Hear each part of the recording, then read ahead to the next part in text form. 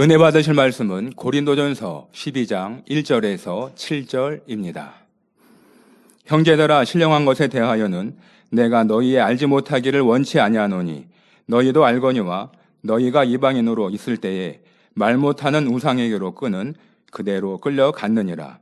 그러므로 내가 너희에게 알게 하노니 하나님의 영으로 말하는 자는 누구든지 예수를 저주할 자라 하지 않고 또 성령으로 아니하고는 누구든지 예수를 주시라 할 수 없느니라. 은사는 여러 가지나 성령은 같고 직임은 여러 가지나 주는 같으며 또 역사는 여러 가지나 모든 것을 모든 사람 가운데서 역사하시는 하나님은 같으니 각 사람에게 성령의 나타남을 주심은 유익하게 하려 하심이라. 교역자회 부회장 되시는 임화경 목사님께서 신령한 것을 사모하는 자 제목으로 말씀 증거해 주시겠습니다. 이 시간에는 2009년도 대학 하나안 선교회 헌신 예배 시 원로 목사님께서 증거해 주셨던 말씀을 토대로 준비하였습니다. 신령한 것을 사모하는 자라는 제목으로 말씀을 전할 때 여러분들의 마음에 신령한 것에 대한 사모함이 불같이 일어나시기를 주님의 이름으로 부탁드립니다. 성도 여러분, 우리는 날마다 많은 것을 원하며 또 바라고 추구하며 살아갑니다. 그런데 지금 우리가 각자 자신에게 한 가지 한번 질문을 던져보겠습니다. 나는 지금 무엇을 사모하고 있는가? 예, 답을 하셨는지요? 여러분 자신은 무엇이라 답을 하고 있습니까? 나는 세상의 명예, 권세, 부 이런 것들을 사모하고 있는가? 아니면 영의 것, 천국에 속한 것을 사모한다고 답을 할 수 있는가를 점검해 보시기 바랍니다. 사모한다는 것은 단순한 바람이 아니지요. 그것은 마음 깊은 곳에서 간절히 갈망하는 것입니다. 시편 기자는 시편 42편 1절 2절에 이렇게 고백했지요. 하나님이여, 사슴이 시냇물을 찾기에 갈급함 같이 내 영혼이 주를 찾기에 갈급하니이다. 내 영혼이 하나님 곧 살아계시는 하나님을 갈망하나니 내가 어느 때에 나아가서 하나님의 얼굴을 배울고. 이처럼 사모함이란 생존을 위한 본능적인 갈급함 그 자체입니다. 사슴이 목말라 시냇물을 찾듯이 영혼이 하나님을 향해 찾는 것이지요. 신령한 것이란 빛에 속한 영의 세계 곧 천국에 속한 모든 것을 뜻합니다. 천국에 있는 모든 것은 영원히 썩지 않으며 빛도 바래지 않죠. 천국에는 악이 전혀 없고 선만 가득합니다. 어둠이 전혀 없고 오직 빛만 있죠. 그리고 슬픔도 아픔도 힘듦도 없으며 오직 기쁨과 행복과 평안만 있습니다. 따라서 신령한 것을 사모하라는 것은 이러한 천국을 사모하고 자신의 마음이 천국처럼 되기를 사모하라는 의미죠. 우리는 육의 세계인 첫째 하늘에 살고 있고 천국은 영의 세계인 셋째 하늘에 있습니다. 그러면 우리가 어떻게 신령한 것을 맛보며 더 사모할 수 있을까요? 그것은 성령님의 도우심으로 가능하죠. 요한복음 14장 17절 후반절에 저는 너희와 함께 거하시며 또 너희 속에 계시겠음이라 말씀한 대로 성령님은 우리와 함께 계시며 우리의 마음속에서 역사하고 계십니다. 고린도전서 12장에는 이러한 성령의 역사에 대한 구체적인 예들이 나오죠. 우리 마음 안에 계시면서 우리가 예수님을 구세주로 온전히 믿을 수 있도록 도와주시며 또한 각 사람에게 신령한 은사를 주시는 것입니다. 오늘 본문 고린도전서 12장 1절에 형제들아, 신령한 것에 대하여는 내가 너희의 알지 못하기를 원치 아니하노니 했지요. 이는 하나님을 믿는 사람들에게 신령한 것을 알기를 원한다는 뜻입니다. 당대 최고의 권능의 사도였고 누구보다도 주님의 뜻을 밝히 알고 있었던 사도 바울이 성령의 은사에 대해 고린도 교회 성도들에게 전했던 내용인 것입니다. 7절에 각 사람에게 성령의 나타남을 주시는 유익하게 하려 하심이라 했습니다. 우리가 성령님을 통해 하늘의 신령한 것을 맛보고 체험하면 여러모로 유익한 것이 많죠. 지금부터 신령한 것을 사모할 때 유익함을 세 가지로 말씀드릴 때 더욱 신령한 것을 사모하는 우리 성도님들 모두가 되시기를 주의 이름으로 부탁드립니다. 사랑하는 성도 여러분, 신령한 것을 사모하면 첫째로 헛된 세상의 것을 쉽게 버릴 수 있습니다. 사람이 어떤 것의 참된 가치를 깨닫기 위해서는 그와 반대되는 것을 체험해 상대성을 알아야 합니다. 질병에 걸려 고통을 겪으면 이 건강의 중요성을 마음 깊이 깨닫고 감사하게 되죠. 굶주려 보면 풍성한 음식에 대한 감사가 나오고요. 악이 있어야 선이 얼마나 좋은지 압니다. 또 어둠이 있어야 빛이 얼마나 소중한 줄 알지요. 그리고 가난을 모르면 부유함에 감사할 줄도 모르고 미움이 없으면 사랑이 얼마나 좋은지 알 수 없죠. 하나님께서 선악과를 주신 사랑과 섭리를 진정 깨우친다면 잠시 눈물, 슬픔, 고통, 사망을 체험하더라도 이 땅에서의 인간 경작을 받아 영원한 천국에 들어가기를 원할 것입니다. 이 땅에서 인간 경작을 통해 참된 행복을 깨닫고 장차 영원한 천국에 이르면 그 기쁨과 감격은 말로 다 할 수 없죠. 이 땅의 육은 썩고 냄새나고 죽을 수밖에 없지만 천국에 가면 죽음이나 이별도 없고 애통이나 썩는 것이 없습니다. 사도 바울도 고린도서 12장 1절에서 4절에 무익하나마 내가 부득불 자랑하노니 주의 환상과 계시를 말하리라. 내가 그리스도 안에 있는 한 사람을 아노니 14년 전에 그가 셋째 하늘에 이끌려 간다라. 그가 몸 안에 있었는지 몸 밖에 있었는지 나는 모르거니와 하나님은 아시느니라. 내가 이런 사람을 아노니 그가 몸 안에 있었는지 몸 밖에 있었는지 나는 모르거니와 하나님은 아시느니라. 그가 낙원으로 이끌려가서 말할 수 없는 말을 들었으니 사람이 가히 이르지 못할 말이로다 했습니다. 하나님 섭리 가운데 천국의 낙원을 사도 바울은 보았기 때문에 기쁨과 감사로서 이방인의 사도가 되어 기꺼이 고난의 길을 갔습니다. 즉 신령한 것들을 체험했기에 천국 소망 가운데 이 땅에서의 복음을 전하다가 때로는 매를 맞고 감옥에 갇히며 결국 순교까지 이룰 수 있었지요. 그의 수고와 고난은 영원한 천국에서 하나님께서 상급으로 갚아주실 것이니 사도 바울에게는 오히려 이 길이 축복의 길이었습니다. 이처럼 하나님을 믿는 사람들의 소망은 이 땅에 있지 않고 오직 천국에 있지요. 이 땅의 삶은 잠깐이지만 천국의 삶은 영원합니다.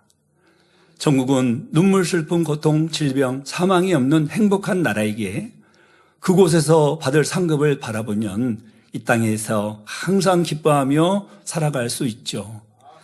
이해를 돕기 위해 비유를 들어 설명하겠습니다.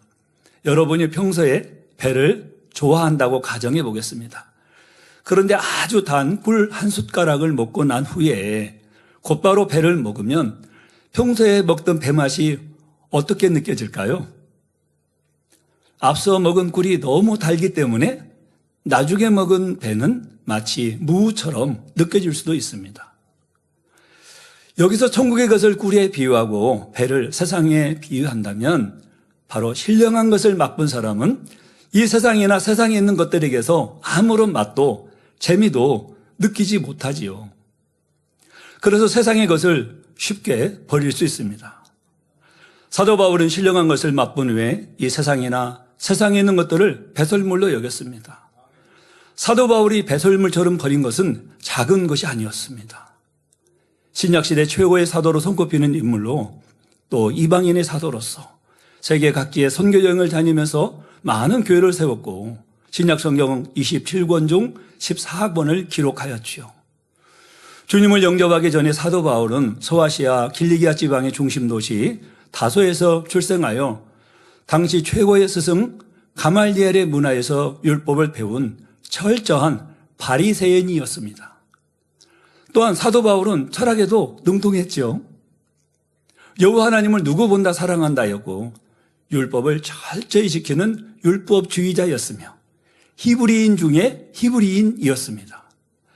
여기서 이 히브리인은 성경에서 아브라함의 후손을 가리키는 말로 유대인들에게는 매우 중요한 정체성이었습니다.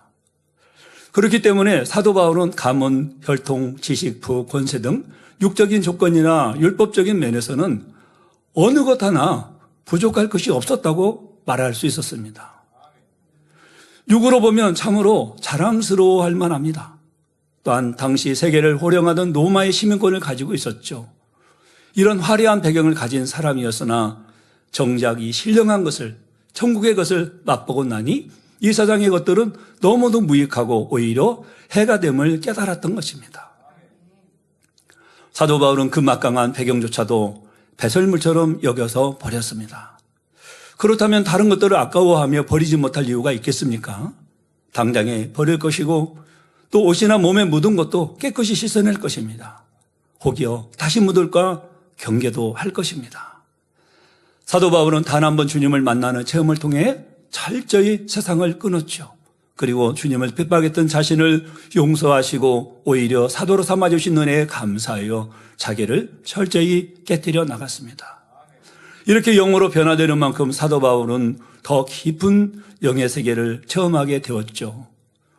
성령님과의 밝은 교통 가운데 하나님의 마음을 깊이 깨닫게 되었고 앞에서 말씀드린 바와 같이 영으로 천국에 다녀오는 체험도 했습니다.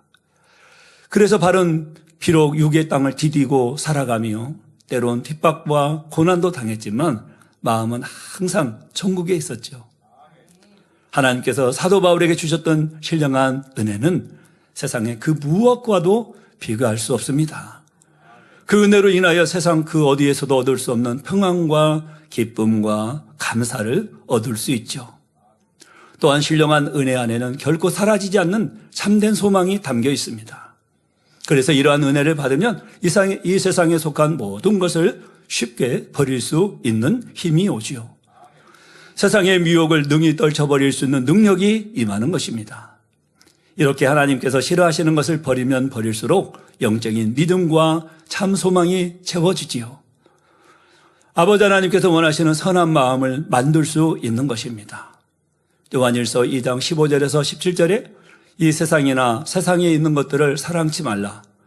누구든지 세상을 사랑하면 아버지의 사랑이 그 속에 있지 아니하니 이는 세상에 있는 모든 것이 육신의 정욕과 안목의 정욕과 이생의 자랑이니 다 아버지께로 쫓아온 것이 아니요 세상으로 쫓아온 것이라. 이 세상도 그 정욕도 지나가되 오직 하나님의 뜻을 행하는 이는 영원히 거하느니라 하였습니다. 이 말씀에서 이 세상의 것을 사랑하면 하나님의 사랑이 그 속에 있지 아니하다고 하였습니다. 현대인들은 이 인터넷망을 통해 온라인상에서 많은 정보를 얻습니다. 그런데요, 여기는 순기능도 있지만 이 역기능도 많은 것을 보게 되지요. 특히 주의집회 시 치료받는 간증들을 보면 특별히 나가서 세상을 취하거나 어떤 장소에 직접 가서 육을 취하지도 않았더라도 온라인상을 통해 세상 것들을 접했던 것들을 이제 회개하는 경우가 있죠. 어떤 분은 정말 중한 질병을 치료받은 간증을 하는데 이런 내용도 있었습니다. 처음엔 나는 주일도 잘 지키고 11조도 잘하며 기도도 한다고 했는데 왜 나에게 이런 질병이 틈타고 하나님께 지킴받지 못했을까 자문했다는 것입니다. 그러다가 기도하면서 성령의 역사 가운데 문득 깨우침이 왔다고 합니다. 그 깨우침은 이런 거였죠. 전에는 열심히 기도했는데 어느 순간 기도를 게을리하고 드라마에 심취해 있기도 하고 하나님 말씀 듣기를 즐겨보다는 세상 뉴스와 유튜브의 마음과 생각이 빠져있는 자신의 모습을 발견했다는 것이죠. 이런 모습들을 회개하고 돌이켜서 신령한 일을 사모하고 열심히 추구하며 나가니 치유집회 시 당회장님의 권능의 기도를 받고 치료받았음을 간증을 많이 하는 것을 보았습니다. 저도 2021년 7월 1일에 운동을 하다가 사고가 난 적이 있습니다. 코로나19로 인해 팬데믹 상황이었을 때입니다. 그동안 바쁘다는 핑계로 운동을 하지 못했기에 체력 단련을 위해 열심히 자전거로 운동을 하였습니다. 저는 초등학교 저학년 때부터 자전거를 탔기에 균형 감각도 좋아서 어지간한 속도는 예를 들어서 한번 20km 정도는 두 손을 놓고도 핸들을 잡지 않고 이렇게 자전거를 타는 수준이었습니다. 그런데 몇 개월 운동을 열심히 하였는데 운동을 하는 것이 나쁘다거나 세상을 사랑하는 일이라고는 생각하지 않았습니다. 물론 그렇지 않습니다. 그런데 그때 제가 시간을 할애해서 운동하는 시간은 퇴근 후에 주의 종의 퇴근이 6시였죠. 그때는 퇴근 후 이제 식사를 하고 저녁 7시경이었습니다. 저녁 7시경이었고 토요일이나 공휴일은 비교적 먼 거리로 운동을 나가서 이제 운동하고 지방에 가서 자전거로 운동을 하였죠.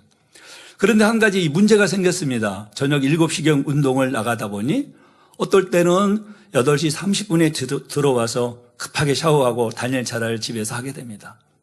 그때는 이제 성전에 모여서 기도할 때가 아니었고 원장님께서만 나오셔서 다니엘 차라를 인도하시고 집에서 기도할 때입니다. 여기까지는 좋은데요. 더 늦을 때는 거의 다니엘 차라 시간에 촉박해서 도착하여 기도를 하게 되니 그 기도의 질이 제가 생각해 보아도 만족스럽지 못했습니다. 항상 죄송한 마음이었어요. 그 다음에는 잘해야지 하다가도 그 비슷한 시간에 도착하고 정말 어떤 경우는 원장님께서 다니엘 차라를 알리는 이렇게 타동을 치시는 시간에 딱 맞춰서 자리에 앉기도 했지요. 이 일이 몇 차례 이제 되면서 제 마음에는 이것은 아니다라는 생각을 하였습니다. 그러던 7월의 첫 목요일 그날도 이제 신방 열심히 하고 어김없이 퇴근 후 자전거로 운동을 하다가 너무 빠른 속도를 내어 다리 교각에 부딪히는 일이 발생하였지요. 저는 그 사고로 인해 이 앞치아 2개가 파절이 되고 오른쪽 팔은 2군데가 골절이 되고 이 턱 아래가 찢어져서 수십 바늘을 봉합해야 하는 상황이었습니다. 그 외에도 사지에는 심한 타박상을 입었습니다. 지금도 감사한 것은 아버지 하나님께서 지켜주셨기에 살아있다는 것입니다. 만약에 지킴을 받지 못했더라면 그 자리에서 사망을 한다 해도 전혀 이상하지 않을 정도의 중상을 입게 되었지요. 제가 이 설교를 준비하면서 예전 사진을 한번 보았습니다. 너무 많이 다쳤더라고요. 예. 그래서 중상을 입게 되어서 정형외과에 가서 확인해 보니 오른팔 2곳은 골절이 되었는데 상태가 너무 심각하여 즉시 바로 수술을 하지 않으면 앞으로 운동 이 신경에 있어서 크게 방해가 될 겁니다라고 했습니다. 그런데 저는 그때 이제 이런 생각을 했죠. 내가 비록 온전히 지킴받지 못하여 사고가 났지만 수술을 받지 않고도 회개하고 돌이키면 아버지 하나님께서 신속히 치료해 주셔서 나을 것이라는 믿음이었습니다. 다른 병원에 가면 무조건 수술을 해야 한다기에 다음 날 우리 최은석 장로님이 원장으로 근무하고 계시는 곳에 가서 진료를 받으며 상담을 하였지요. 최 장로님께서는 저의 믿음을 아시고 저의 형편을 아시기에 여러 도움을 주셔서 이제 수술 없이 잘 치료가 되어 빠른 시간 안에 건강한 발로 회복이 되었습니다. 그때 우리 최은석 장로님이 저에게 그런 말씀을 하셨습니다. 어떻게 사람이 지킴을 받아야지 자전거가 지킴을 받았네요. 그렇게 하셨는데요. 우리 재단은 교통사고가 나고 무슨 일이 있어도 또 5층에서 떨어진 3층에서 떨어져도 우리 성도님들은 지킴을 받았잖아요. 참 부끄러웠습니다. 그 말씀을 듣고. 우리 장로님께서 웃으면서 주혜종에게 뼈 있는 말을 하셨습니다. 그렇지만 저도 굉장히 은혜가 되었고 웃었죠. 그러면서 잘해야 되겠다 그런 생각을 했습니다. 저는 지금도 그때를 생각하면 참 많이 감사하죠. 아버지 하나님께서 지켜주셨으므로 계속하여 사역을 할 수 있다는 것입니다. 또 그런 사고의 시간을 통해서 나를 돌아보며 신령한 것을 사모하여 하나님과 교통하는 시간, 즉 다니엘 철학 기도 시간이 얼마나 소중한지를 느끼게 되었지요.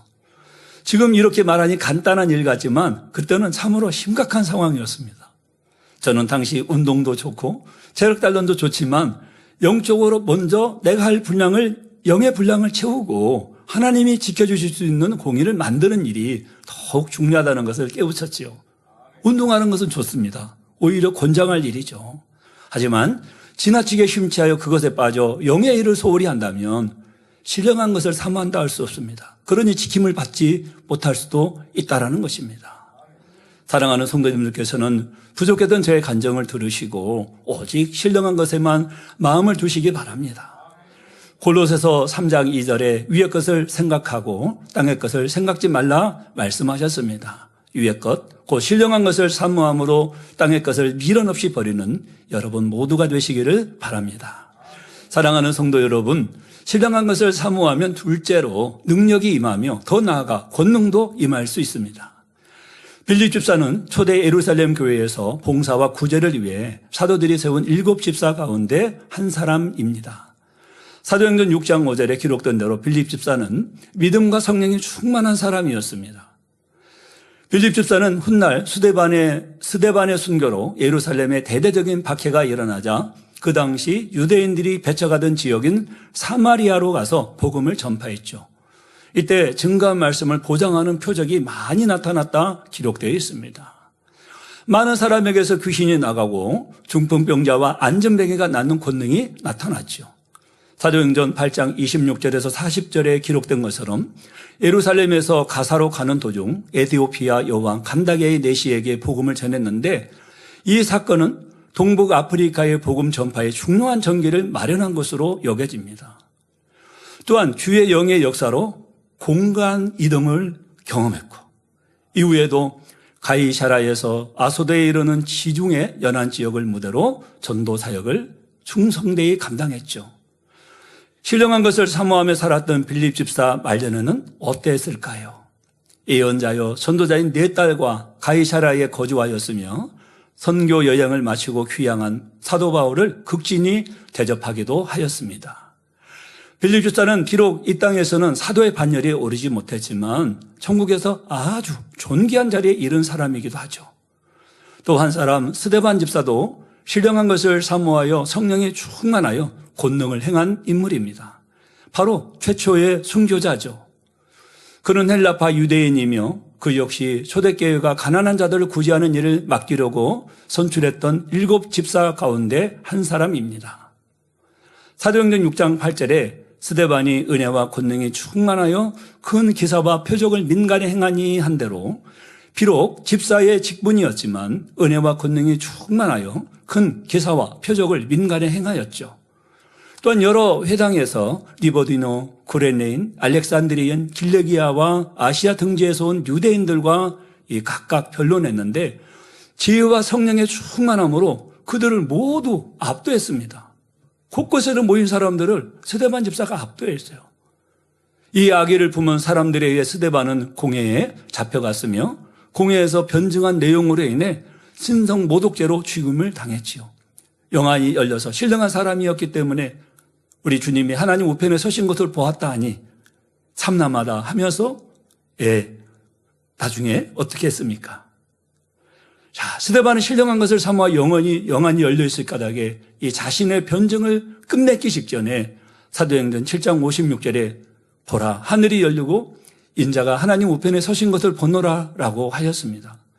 그런데 이 말을 들은 공회원들과 유대인들은 큰 소리를 지르며 귀를 막아버려요. 그리고 달려들어 스데반을 성 밖에 내치고 또 돌로 쳐 죽이고 말았습니다. 신령한 것, 즉 천국을 사모했던 스데반 집사는 돌에 맞아 죽어갈 때 자신을 돌로 치는 사람들에게 단 한마디 원망도 하지 않았습니다. 오히려 무릎을 꿇고 큰 소리로 주여 이 죄를 저들에게 돌리지 마옵소서라고 기도하였지요. 이런 그의 마음에 자신을 죽이는 악한 사람들까지 위해서 생명까지 줄 수 있는 선이 임했음을 나타냅니다. 스데반은 이처럼 최고의 선, 온전한 사랑을 소유하였기에 권능을 받아 행할 수 있었지요. 이러한 신앙을 인정받아 스데반은 새 예루살렘의 존귀한 자리에 이른 것입니다. 앞에서 말씀드린 이 두 인물처럼 신령한 것을 사모하는 사람에게는 능력이 임합니다. 더 나아가 권능도 임할 수 있습니다. 신령한 것을 사모하는 사람은 영으로 온영으로 들어갈 수가 있기 때문이죠. 영으로 들어가면 능력을 받을 수 있고 온영으로 들어가면 권능을 받을 수 있습니다. 원로 목사님께서는 처음 하나님을 만났을 때부터 열심히 말씀대로 살았다고 하셨습니다. 죽음 앞에서 영생을 얻게 하신 아버지 하나님의 은혜가 너무 감사해서 그저 하나님의 뜻대로 살고 싶으셨던 것이죠. 그래서 하나님의 뜻을 알기 위해 열심히 부흥성회를 찾아다녔다고 하셨습니다. 은혜를 받을 수 있는 자리라면 놓치고 싶지 않으셨기 때문이죠. 또 처음 주님을 만났을 때 느낀 큰 은혜와 사랑의 감동을 말씀과 기도를 통해 계속해서 받고 싶어 하셨습니다. 그래서 하나님의 말씀이 기록된 성경도 사모함으로 읽으셨다고 하셨죠. 소신자 때부터 시간만 나면 기도를 하셨던 것도 하나님의 은혜를 너무 사모하셨기 때문입니다. 이처럼 은혜를 사모하여 기도를 즐겨 하시고 하나님의 말씀을 읽으시면서 점차 하나님의 뜻을 깨달아 가셨습니다. 그리고 하나님의 뜻을 처음부터 온전히 깨닫지는 못했지만 깨달은 것은 그대로 행하셨죠. 항상 기도하여 성령이 충만한 상태였기 때문에 말씀대로 사는 것이 어렵지 않았다고 하셨습니다. 하지 말라 하신 것은 하지 않으시고 하라 하신 것은 그대로 할 수 있었다고 하셨죠. 또한 지키라 하신 것은 지키고 버리라 하신 것은 버릴 수 있으셨다고 하셨고요. 한번 혹여 단번에 버려지지 않는 것이 있으면 3일 금식도 하시고 7일 금식도 하셨습니다. 하나님께서 싫어하시는 비질리의 마음을 어떻게든 빨리 버리고 싶으셨기 때문이죠. 이처럼 간절히 신령한 영의 세계를 사모하여 하나님의 말씀대로 살아가면서 기도의 응답도 척척 왔다고 하셨습니다. 요한일서 3장 22절에 무엇이든지 구하는 바를 그에게 받나니 이는 우리가 그의 계명들을 지키고 그 앞에서 기뻐하시는 것을 행함이라 하신 말씀대로 되었던 것이지요. 그래서 원로 목사님께서는 집사일 때도 아픈 사람들을 위해 기도하면 치료의 역사가 나타났습니다. 가벼운 질병뿐만 아니라 중한 질병에서도 동일한 역사가 나타났던 것이죠. 그때는 영적인 원리를 잘 모르셨지만 영으로 들어가시는 만큼 하나님의 능력이 크게 나타나셨던 것입니다. 만 3년의 연단을 통해 영으로 들어가신 후에는 더 크고 놀라운 하나님의 능력이 임했다고 하셨죠. 그리고 온능의 단계에 들어가시면서부터는 권능이 나타났습니다. 본교회를 개척할 즈음부터 성령의 권능은 더욱 놀랍게 나타났죠. 이렇게 누구든지 신령한 것을 사모하여 영의 마음이 되면 위로부터 능력이 임합니다. 어둠의 세력을 물리치는 권세도 임하지요. 더 나아가 온능을 이루고 불같이 기도하면 권능도 받을 수 있다는 것입니다. 영의 마음, 온능의 마음을 이뤘다는 것은 천국과 같은 3차원의 공간을 소유했다는 말입니다. 그래서 2차원의 존재인 사단이나 마귀도 또 1차원의 이 세상의 일들도 공의 가운데 능히 지배할 수 있죠. 천국 시민으로서의 권세를 천국에 가서만 누리는 것이 아니라 이 땅에서도 누릴 수 있는 것입니다. 하나님께서는 누구에게나 공평한 기회를 주시죠. 주의종, 레위족, 장로 등과 같은 직분을 떠나 영으로 하나 된 사람, 누구에게나 쓰임받을 수 있는 기회를 주시는 것입니다. 우리 김준홍 장로님이 지난주 수요일에 선교보고 해주셨죠. 2월에 미국 출장을 가셨을 때 권능의 손수건으로 기도를 해주었는데 치료받았다는 간증이 있었죠. 우크라이나계 천국의 문 교회에 가서 선교를 주제로 말씀을 전한 후 성도들에게 이 권능의 손수건 기도를 해드렸습니다. 그때 이리나 사모님은 디스크 수술로 인한 통증이 있었는데 그 통증이 사라졌다고 합니다. 또한 유대인 목사님 부부가 참석을 하였는데 장로님이 기도해드린 후 남편 목사님의 눈이 즉시로 잘 보이게 되었다고 간증도 하였죠. 꼭 주의 종이 아니라 할지라도 준비된 사람에게는 역사하시는 것입니다. 고린도전서 4장 20절에 하나님의 나라는 말에 있지 아니하고 오직 능력에 있음이라 말씀처럼 하나님의 나라는 말에 있지 않고 직분에도 있지 않으며 오직 능력에 있기 때문입니다. 그러므로 여러분들도 더욱 신령한 것을 사모하여 영으로 온영으로 돌아가시기를 바랍니다. 사랑하는 성도 여러분, 신령한 것을 사모하면 셋째, 하나님의 마음을 깨달아 행함으로 하나님께서 원하시는 열매를 맺게 됩니다. 신령한 것을 사모하는 사람은 하나님의 나라의 일을 하든지 세상에 속한 일을 하든지 하나님께서 원하시는 열매를 맺어 영광을 돌릴 수 있습니다. 영을 사모하여 영혼이 잘된 사람은 성령의 밝은 음성과 주관을 받을 수 있기 때문이죠. 이는 내가 하는 것이 아니라 하나님께서 주시는 지혜로 일하는 것이죠. 그래서 사람의 힘과 지혜로 할 수 있는 것 이상의 열매를 낼 수 있습니다. 사회와 가정에서도 인정받고 사랑받는 존귀한 사람이 될 수 있는 것입니다. 성경상의 다니엘과 요셉은 이방 나라의 포로로 잡혀 종의 신분이었습니다. 그러나 어떤 상황에서도 하나님의 법을 지키며 영의 마음으로 살아가니 위로부터 뛰어난 지혜와 명철이 임했죠. 먼저 다니엘의 행적을 살펴보면 유다 지파에 속한 왕족으로 바벨론 1차 침공 BC 605년경 바벨론의 포로로 끌려갔습니다. 3년의 훈련 기간을 거쳐서 느부갓네살 왕의 시종이 됐죠. 느부갓네살 왕이 꿈을 꾸었어요. 곧 두랍 형제 진상에 대해 해몽하여 바벨론 전역을 다스리는 높은 관직에 올랐습니다. 또 벨사살 왕 때에는 연회장 벽에 나타난 손가락이 쓴 글씨를 해석하여 나라의 세 번째 지리자가 됐죠. 메대 다리오 왕 때에는 총리가 됐습니다. 이를 시기하는 고위 관리들의 모함으로 사자굴에 던져졌으나 하나님의 도우심으로 살아났죠. 신령한 것을 사모하여 영의 것을 사모했던 생애 말년에는 내 짐승의 환상, 순양과 순념사의 환상, 70일의 환상 등을 보았습니다. 다니엘이 하나님의 마음을 깨달아 행함으로 어떤 열매를 맺었는지요. 다니엘은 하나님께서 싫어하시는 것이라면 철저히 이 마음에서부터 싫어졌습니다. 포로의 신분이었음에도 왕이 내린 칭찬을 탐한 것이 아니라 유다인으로 하나님이 합하다 하신 식물을 먹었지요. 또 신앙을 지키기 위해서는 생명을 잃을지라도 타협지 않는 마음이었습니다. 한 달간 왕 외에 어떤 신에게나 사람에게 구하면 죽임을 당할 줄 알면서도 변함없이 예루살렘을 향하여 그것도 하루 3차례 기도를 하였죠. 그러면서 자신을 모함하여 죽이려는 상대에게도 해를 끼치지 않으렸던 그런 깊은 선한 모습을 감동을 줍니다. 또한 사자굴에서 뼈 하나 살갗 하나 상함없이 또 사자굴에서 살아났습니다. 왕이 사자굴에 던졌으니 왕이 얼마나 민망하겠습니까? 이때 민망한 입장에 있는 왕의 마음을 헤아려 오히려 그 마음을 위로한 행함은 깊은 선의 단계에서 나올 수 있는 행함이지요. 그러니 큰 나라의 총리로서 부족함이 없도록 덕과 사랑으로 영육간의 자제를 두루 갖출 수 있었던 것입니다. 그래서 왕과 백성들의 인정을 받고 사랑도 받은 것을 볼 수 있습니다. 인간경영의 섭리 가운데 언약의 통로가 되었던 요셉에게는 하나님이 함께 하시는 열매가 어떻게 나타났을까요? 요셉은 이스라엘의 조상 야곱의 11번째 아들로 지금의 이집트인 애굽의 총리가 된 인물입니다. 요셉은 야곱이 가장 사랑했던 아내 라헬 사이에서 태어났습니다. 요셉을 우리가 말할 때 꿈의 사람이라 칭하는데요. 용모가 준수했고 부친 야곱의 청회로 인해 형들의 시기를 받았죠. 형들의 시기 때문에 17세 때 애굽의 노예로 팔려갔습니다.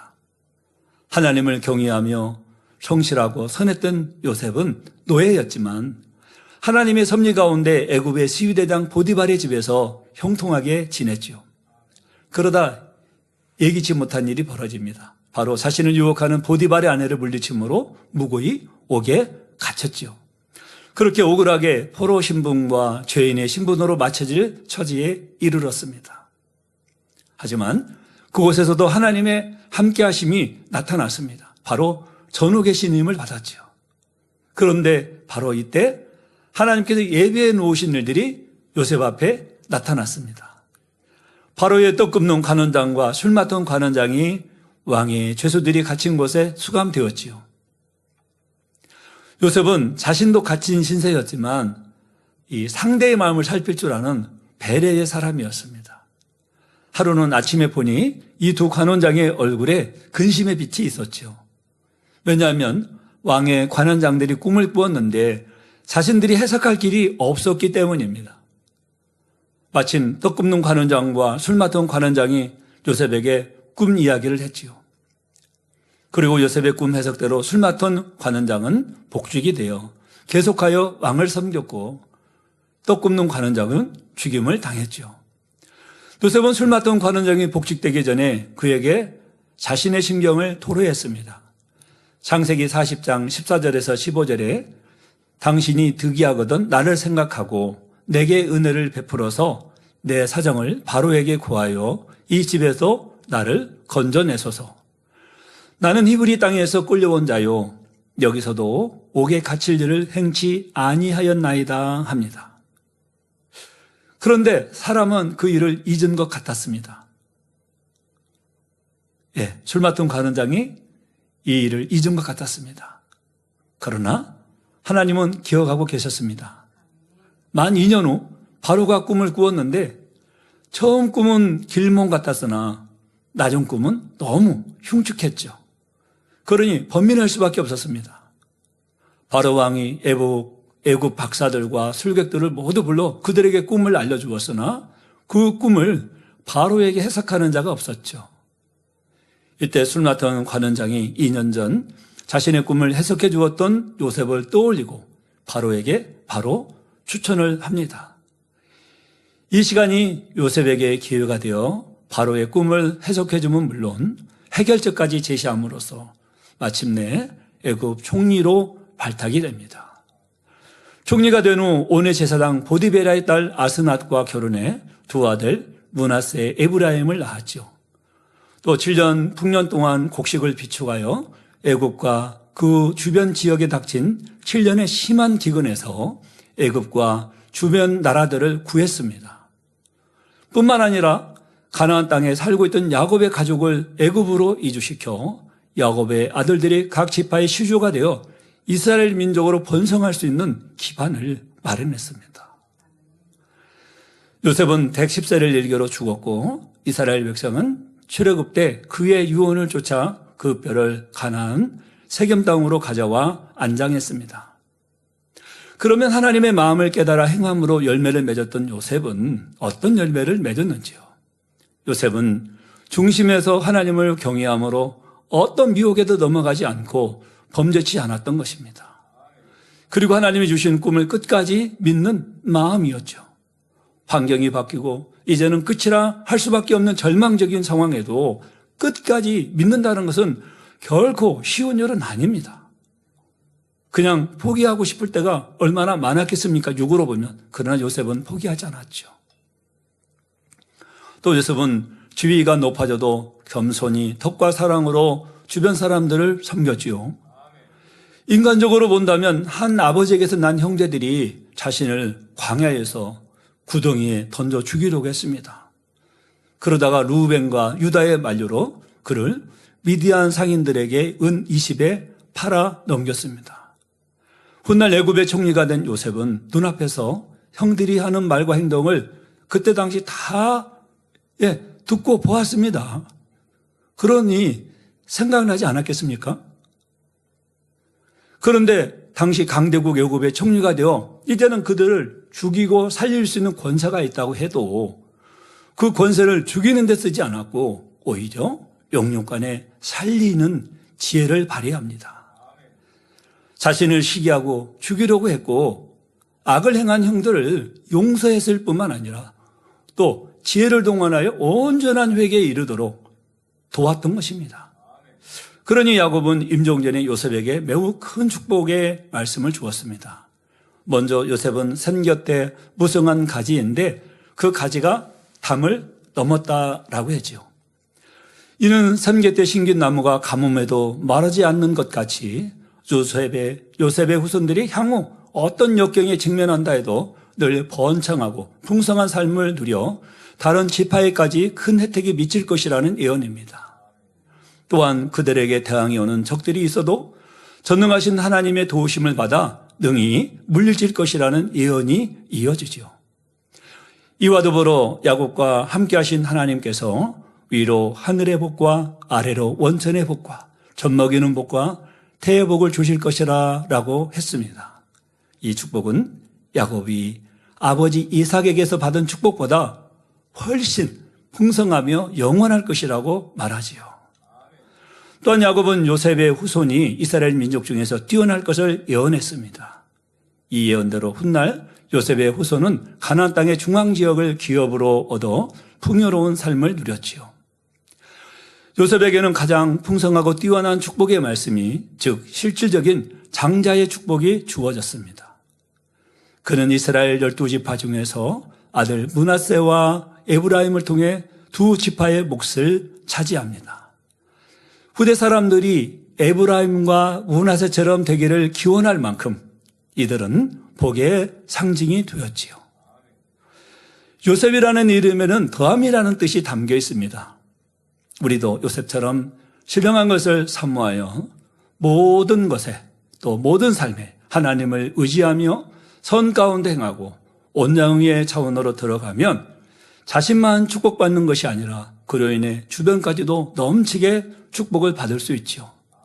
모든 것에 심은 것 이상, 행한 것 이상으로 넘치게 더해 주시는 것입니다. 요셉으로 인해 결국 야곱과 그의 모든 가족들, 애굽 사람들과 주변 지역의 사람들까지도 극심한 가뭄에서 구원받은 것과 같습니다.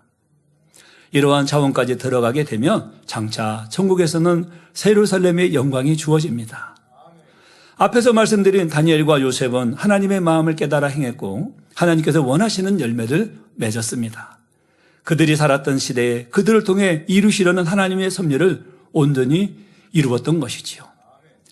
저희들이 신령한 것을 사모하여 영으로 또 들어갈수록 영이신 하나님의 마음을 더 깊이 깨닫게 됩니다. 성령의 음성을 더 밝게 들을 수 있고 성령의 주관도 더 정확히 받을 수 있는 것이죠. 그래서 그러한 성령의 음성과 주관에 순종만 해간다면 공부도 문제되지 않으며 사업도 문제되지 않을 것이라 하셨습니다. 오직 범사가 잘 되고 형통하게 되죠. 세상 사람들도 인정할 수밖에 없는 뛰어난 실력자들이 될 수 있다는 것입니다. 이런 사람이 전도를 한다면 쉽게 그 말을 무시하거나 반박할 수 없지요. 나는 원래 지식도 지혜도 부족한 사람인데 하나님께서 함께 하심으로 이렇게 일이 형통하고 잘 됩니다. 그러니 당신도 하나님을 믿으십시오. 이러한 고백은 영적인 권세가 있기에 영적인 권세가 있기에 상대방의 마음이 움직이고 어둠이 물러가죠. 모두가 인정할 수밖에 없는 열매, 곧 하나님께서 함께 하시는 증거가 그의 삶에서 분명히 보이기 때문입니다. 여러분이 평범한 사회인으로 살아간다 해도 많은 영혼들을 구원으로 인도할 수 있는 방법이 바로 여기에 있는 것이죠. 사랑하는 성도 여러분, 결론을 말씀드립니다. 이 시간 우리는 신령한 것을 사모할 때 임하는 세 가지 유익점을 살펴보았습니다. 첫째, 어떤 세상의 것을 쉽게 버릴 수 있고 어렵게 버리면 안 되잖아요. 힘들게 버리면 안 되잖아요. 쉽게 버릴 수 있고, 둘째, 능력이 임하며 더 나아가 권능도 임할 수 있다 하셨으며, 셋째, 하나님의 말씀을 깨달아 행함으로 하나님이 원하시는 열매를 맺게 된다 하였습니다. 신령한 것을 사모하는 사람은 먹든지 마시든지 무엇을 하든지 하나님의 영광을 위해 살 수 있습니다.